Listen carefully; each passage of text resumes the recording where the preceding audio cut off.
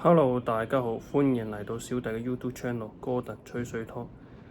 呢條片呢，就同大家傾下今日嘅世界盃嘅淘汰賽啦，3場。中間嗰場4點半呢，就真係冇辦法睇唔到，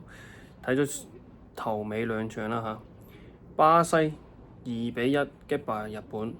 同埋啱啱結束嘅呢場荷蘭射12碼輸俾摩洛哥。先講巴西對日本啊。日本咧好明顯，即係佢一路都踢翻，即係成屆都踢三中堅。佢好明顯今場亦都係三中堅，然之後就以守為主㗎。即係佢好，即係雖然話巴西而家冇咗以前咁勁咁，但巴西始終有個底子，即係驚，即係日本都始終係有，即係當自己處於弱勢啦嚇，所以就以守勢，成場波都比較守勢，即係佢哋搶又唔多上搶，佢哋驚上搶嘅話咧。就後邊多空位咁咪有啊，即係巴西起碼始終都有雲尼素斯呢個即係中意多空位，即係亦有多空位亦都打得亦都勁嘅一個人咁，所以佢哋就縮喺後邊。日本成場波都係以守勢，上半場咧守之餘咧，上半場都守得好好嘅，咁亦都靠一次算叫做巴西嘅即係由守轉攻反擊嘅時候一個誤傳。丹尼路傳入中間，然之後佐爾好洲截到嘅話就自己壓入，由中圈開始壓向禁區，喺禁區邊就一個算少少嘅餓射啦嚇，就射咗個死角出嚟，就領先住巴西。上半場日本係踢得好好嘅，但係咧就到下半場之後咧，即係安察洛提始終都係即係。始終都有啲佢個功架喺度。其實半場帕基達係踢得好差嘅，咁佢咧就乘住而家帕基達啱啱喺上半場又即係有啲碰撞有啲傷嘅情況之下，佢都抽走帕基達，換上一個中鋒安迪力，然之後將古即係正算嘅中鋒古亞就拉翻落嚟，算踢一個10號位又好8號位又好點都好啦嚇，將安迪力擺上去。當然啦嗱。講翻轉頭，佢換上安迪力咧係真係冇乜用嘅，我覺得安迪力真係冇乜用嘅。即係巴西嗰邊啲傳媒又好，嗰啲當地嘅球迷又好，吹到佢好幾勁都好。我自問作為一個巴西擁躉，睇過佢踢巴西隊嘅比賽，真係都冇乜好嘅表現嘅。當然咁係佢下半場出到嚟係有時候有啲串擾啊喺前邊。但係如果佢依個中鋒嚟講咧，佢想要做中鋒嗰啲衝鋒陷陣啊，即係策應啊之類咁嘢，佢係根本做唔到嘅。你當佢喺前面擺一個咁嘅中鋒嘅話咧，佢個身高咧同以前阿根廷嘅阿古路差唔多，但係佢根本就冇阿古路嗰種噸位喎，嗰種噸位啊，同埋嗰種即係叫做硬淨度。喺前面根本踢唔到中鋒，當然擺佢上嚟，即係可能係即係所謂呢個回應民意啦嚇，之類啲咁奇怪嘅嘢。而最搞笑嘅係咧，安察洛提咁樣換咗之後咧，下半場佢哋係主要點樣追咧？就係兩邊斬，即係唔叫兩邊斬啦嚇，叫做喺未到底線45度角小斜線咁走去啊，無論左邊右邊好，其實佢咁斬嘅話咧，點解唔想？點解？中場要你換中鋒出嚟，咁點解唔換泰亞高咧？我雖然話呢場波贏咗，但我自己問心嗰句咧就真係諗唔明佢呢種調動。換走帕基達係啱嘅，你換上一個中鋒亦都係啱嘅。但我本人覺得應該你即係事後咁睇翻個踢法咧，你係應該換泰亞高上嚟，咁你兩邊斬咁先更加有威脅㗎。但佢唔係喎，佢兩邊斬咧係換個安迪力出嚟。咁亦都好彩，你換咗安迪力咧，即係唔夠頂嘅話咧，都仲有後邊仲有一個成季入咗成8球頭槌嘅卡斯美路，就所以靠去到60幾分鐘嘅中段嘅時候，加比爾喺禁區邊小斜線咁左腳斬入去尾柱，卡斯美路冇越位就頂入空身頂入，咁先叫追翻1-1。當然啦，下半場即係巴西換咗人之後變咗唔同上半場嘅進攻策略。上半場佢哋係想插入去噶嘛，但係即係日本隊又有體能，亦遮線啊，啲防守啊 cover 啊，亦都做得好好，所以就上半場巴西嗰種進攻模式係打唔入嘅，好明顯。咁下半場佢就即係換咗人之後咧，佢都個戰略亦都安察洛蒂戰略都好清楚，就係兩邊斬啦開始，咁都算叫醒目嘅。咁兩邊斬咁就高波用高波，咁日本真係難頂啲。咁結果就亦佢哋體能亦都慢慢下降，叫佢60幾分鐘就卡斯米路咁樣空身頂入追和1-1。然之後基本上追和咗之後咧，日本隊無論點樣換人都好咧，即係佢哋始終都係冇咗嗰啲重心球員啊，即係比如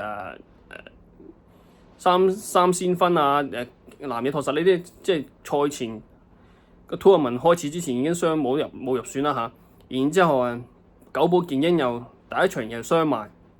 結果今場亦都冇咗，所以佢哋實力好平均，但係想要揾個即係喺咁嘅時候可以幫到球隊爆發嘅話咧，就真係始終都未得，所以追和咗之後咧，巴西都繼續咁樣狂攻，算叫做都係用翻斬，即係繼續用翻斬。當然啦，而家就日本即係輸咗球之後，佢哋就有個咁嘅心理準備就頂得住。後邊咧，其實呢個換人我都唔係好明嘅，安察洛蒂就係換上咗馬田尼利。佢換咗馬田尼利之後咧，佢又唔係踢邊喎，因為本身左邊同右邊本身有人啊嘛。拉恩同埋雲尼素斯仲喺度噶嘛，所以佢咧就叫馬天尼利咧踢左邊嘅8號位。咁即係而家睇翻轉頭咧，左邊8號位馬田尼利，如果以佢咁嘅人，佢以咁嘅呢個球員嚟講咧，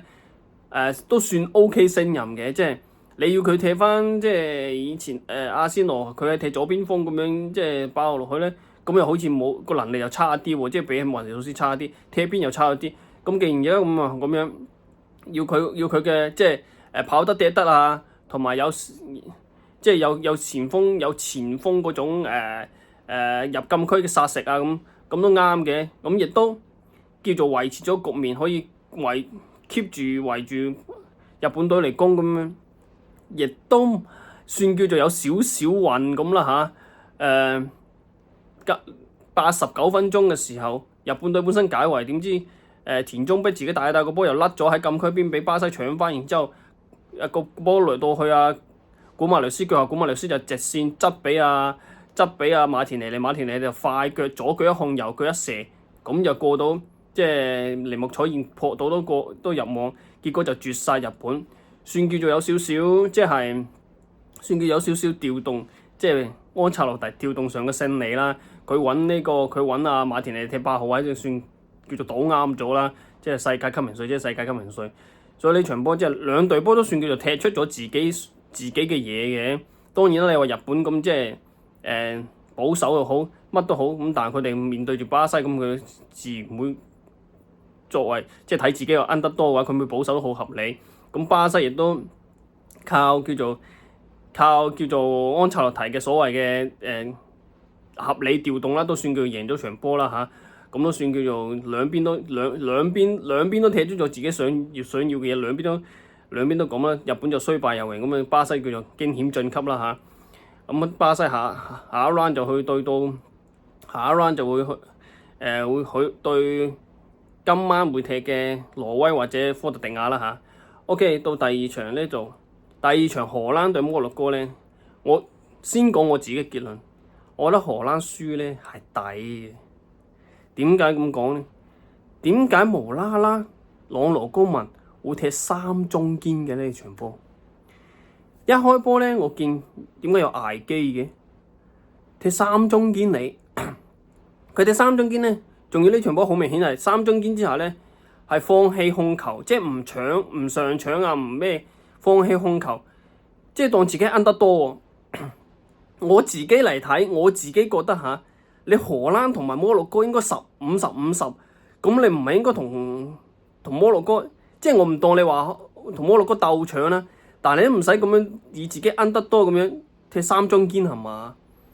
結果踢3中堅 OK， 叫做穩陣後防，3中堅守下咁樣，然之後下半場換阿布羅比洛嚟換上阿韋何斯，叫做呢個調動都算叫做即係調動啱啦嚇，叫神調動啦，因為韋何斯上嚟冇幾耐然之後就後邊一個龍門球上嚟，韋何斯批到，然之後批去前邊，阿森阿 feel 就殺入去禁區邊，喺即係俾人撞跌嘅之前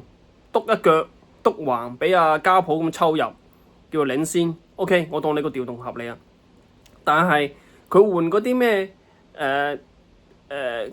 高普美斯啊，即係祖雲嗰個上嚟，高普美斯唔係中場嚟咩？換咗出嚟之後咧，佢換走阿基咧，踢即係掟落去阿基個位度踢左中堅噶。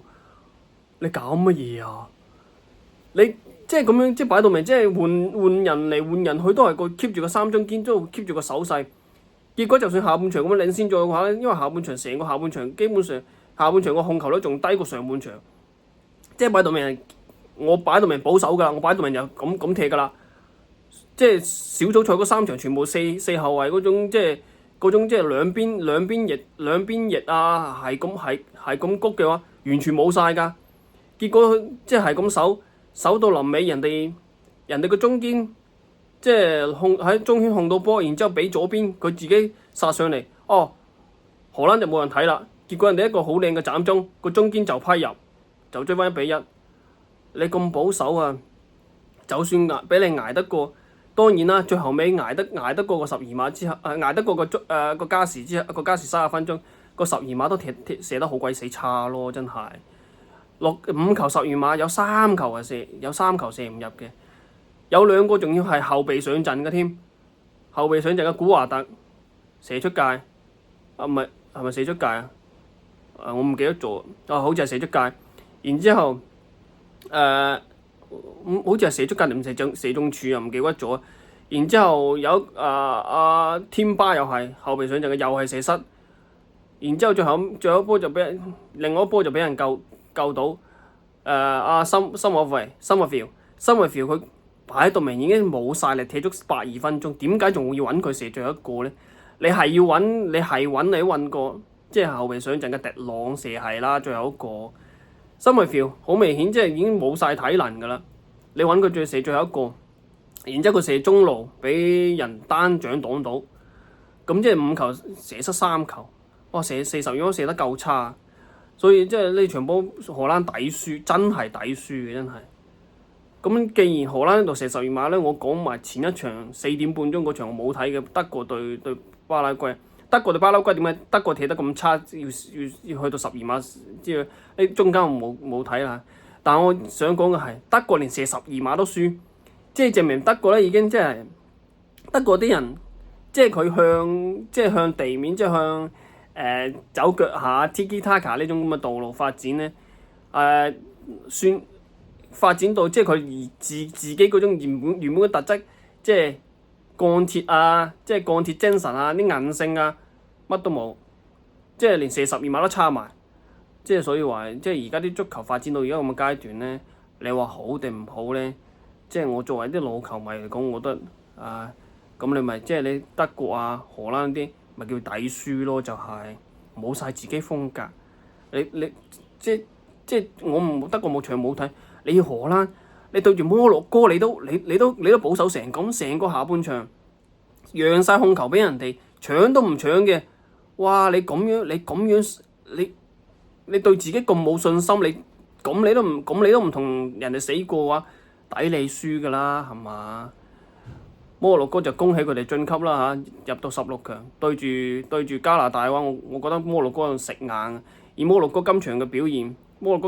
現同埋呢個成個小組賽踢咗4場嘅表現，我覺得佢冇乜可能輸俾加拿大咯。加拿大上一場，琴日對南非呢場波我冇睇，但係兩邊都係水對水㗎啦，其實都係從小組賽嚟睇，所以摩洛哥入8強我諗都好正路應該。所以即係而家啲足球踢，特別先歐洲球隊踢乜柒㗎，真係踢到連射12碼都射到咁差，真係即係我檢討下啦，歐洲佬。OK， 今日就講到呢度。如果大家覺得小弟講嘅啱聽嘅話，就歡迎 CLS 小弟嘅頻道。多謝大家支持。